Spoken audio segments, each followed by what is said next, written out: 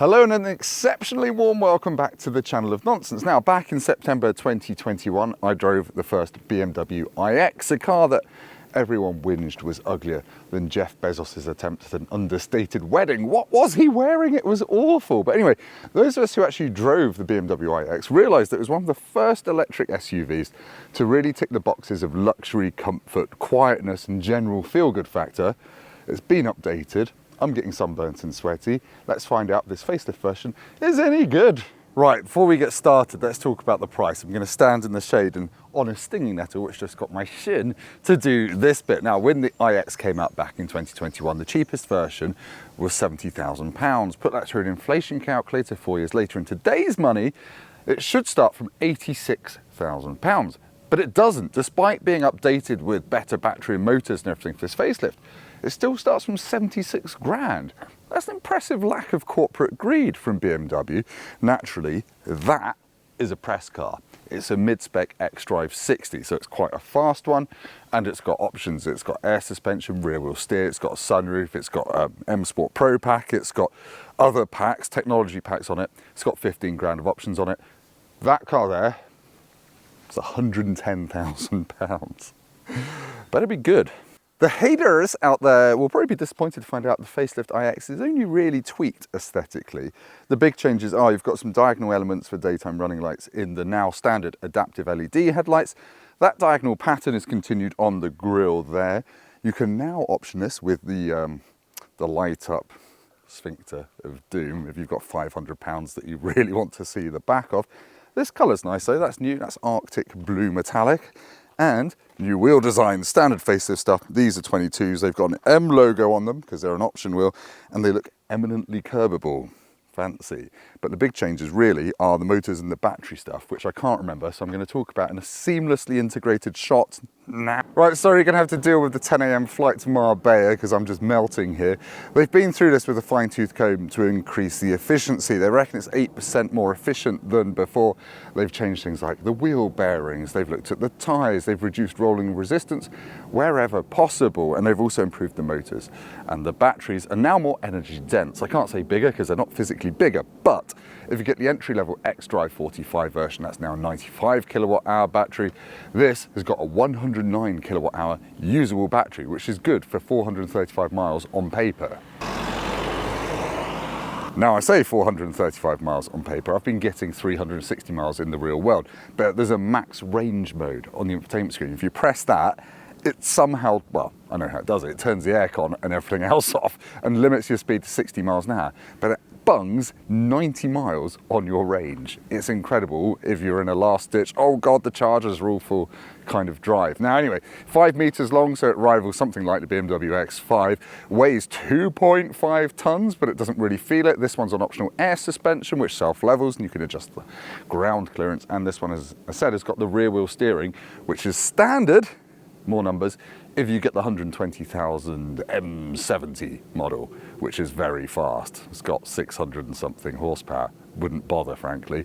This is the sweet spot in the range. You get a big battery and more than enough wallop to scare yourself, as we'll find out in the driving bit. Oh yes, you get heat pump as standard. I have to say that, otherwise the heat pump anarchists will be on my case. Not much has changed inside for the facelift of the iX. So you've still got a twin screen setup, now with operating system 8.5 on there, but wireless CarPlay and Android Auto is still a thing.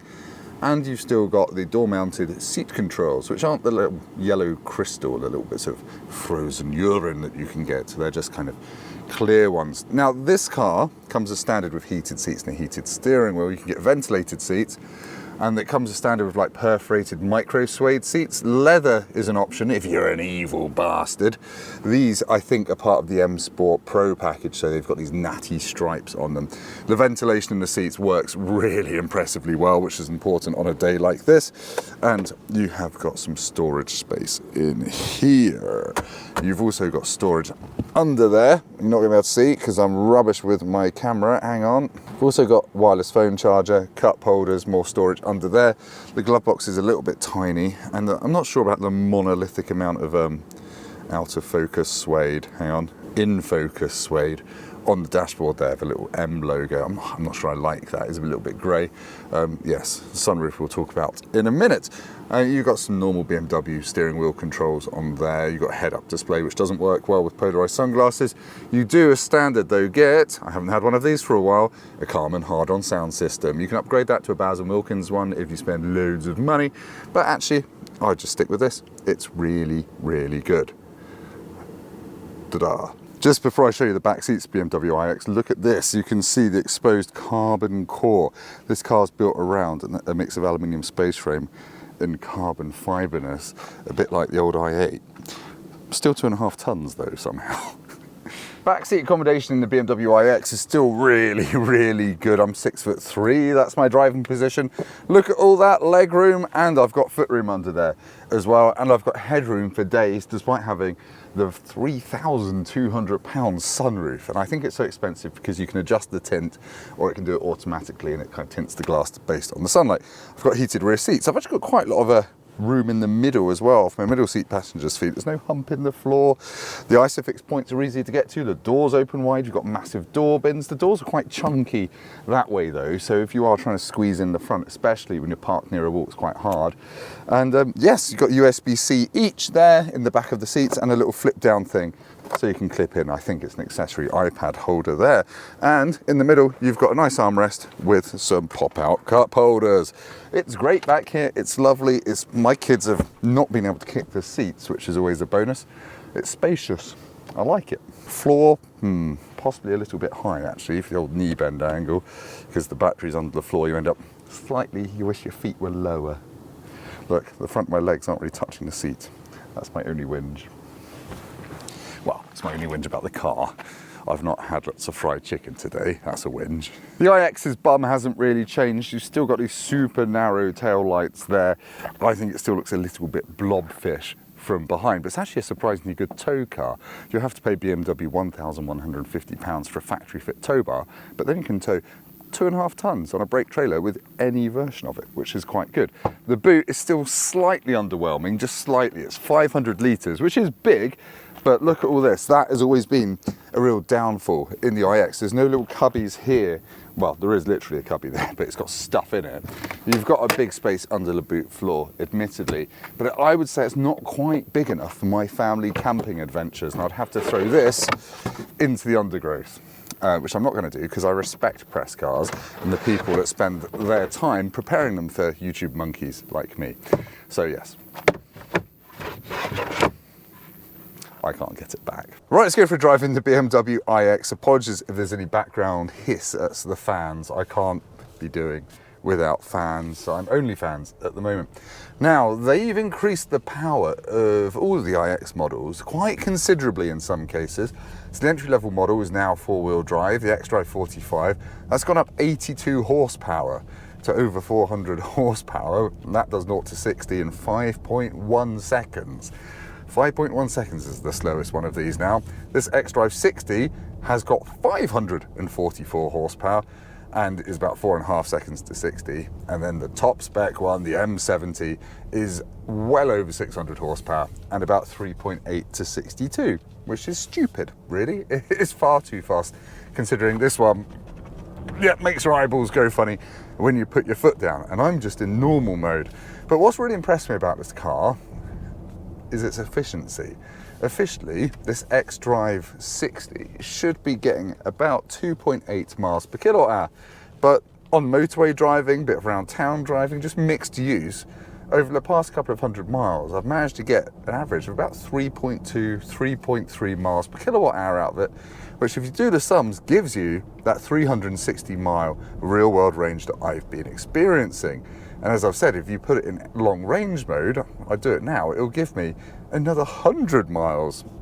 It's weird, I'm currently at 75% battery with 260 miles, but I've got the aircon on and all the rest of it. And if I go into extended range mode, turns the aircon off, limits my speed, and then I can do 360 miles with 75% battery. That is really, really impressive.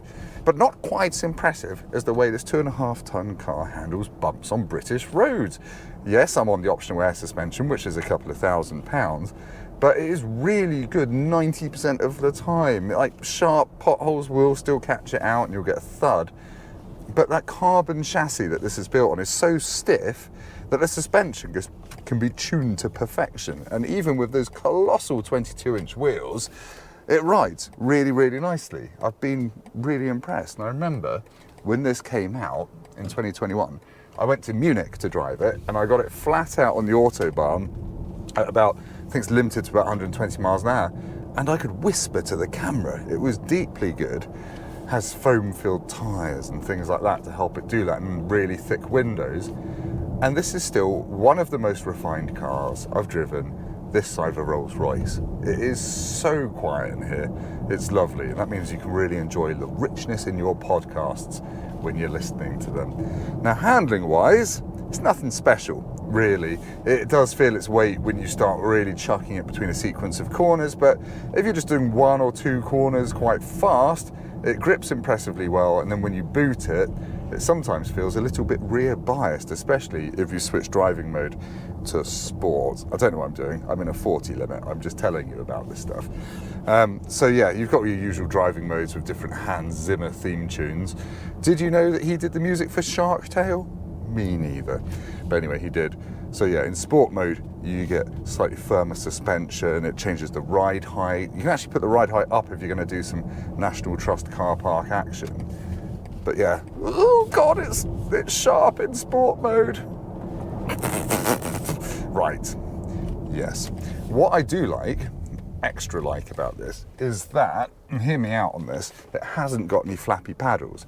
So you can't manually adjust the levels of brake regen, which means 90% of the time you're gonna leave it in the default adaptive mode, which uses the radars, the cameras, the map data to give you the right amount of braking. And it does a pretty much flawless job. It can see other cars if there's a queue of traffic and start slowing you down. You still have to use the brakes, but it makes it a really impressively smooth driving experience, a bit like in that Genesis G80 I drove the other day. The head-up display is nice and clear. You can't see it with polarized sunglasses on though, which is a bit of a shame. I thought BMWs used to be better with my sunnies on, but apparently not anymore. The view out the back corners isn't great. Those back pillars are massive, you know, the ones which have got IX written in the plastic on the outside, which is a bit tacky, isn't it? Let's be honest. But big enough mirrors, the view out the front is fine. It's easy to drive. You get a rear view camera as standard on all of them. This one's got extra pack, so I've got all sorts of a round view 360 mumbo jumbo for £2,000, which is quite steep. But this, it's so fast I cannot speak. If you get this xDrive60 model, you're going to impress your kids with how fast it is. Now, if you want to actually go fast, get the M70 model. Don't get it, it's pointless. But that's got a much higher top speed of 155, I think that's limited to. And obviously, doing 155 in an EV, shaped like a brick, you're going to do about 2 miles to a charge. But hey-ho.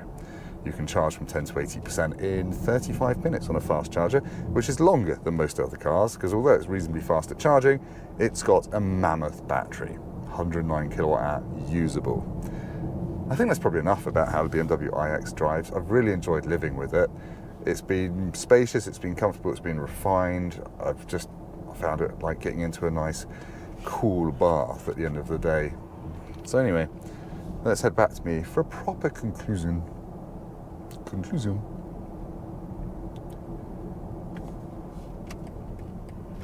So would I recommend this £110,000 Germanic slice of ridiculousness? Well, I always liked the iX. I was one of its defenders because I don't care about how things look. And I've actually seen more of these around where I live than I expected to, given the hatred they got on the internet. And I think that's because people have realised they're really efficient for a big old brick. They can go big distances thanks to that big battery as well, and also just ludicrously comfortable and refined, and now they're a bit faster as well. So yeah, I would still recommend it if you're in the market for a big, basically 6-figure 5-seat family EV SUV. This is outstandingly refined and comfortable. But This now has some rivals that it didn't have when it came out in 2021, namely the Volvo EX90, about which I've heard some very good things. Now, I've not been allowed to drive one yet because I don't masturbate with meatballs at night and I don't own enough pairs of forest green chinos. But at some point I'll hopefully drive one and then I'll see how that compares to Mini Countryman. And there's also the Mercedes EQE SUV as well, but for me this kind of ticks all the boxes if you don't mind that face, which I don't. But anyway, thank you for watching. We've made it without turning into a little puddle of human goo on the floor. If you've liked this video, please hit like, subscribe to the channel, go down to the comments and leave me the Dingolfing word, that's Germany, for ignore the face, it's a great car. It's like Butterface. Great car, yeah, anyway, let's go.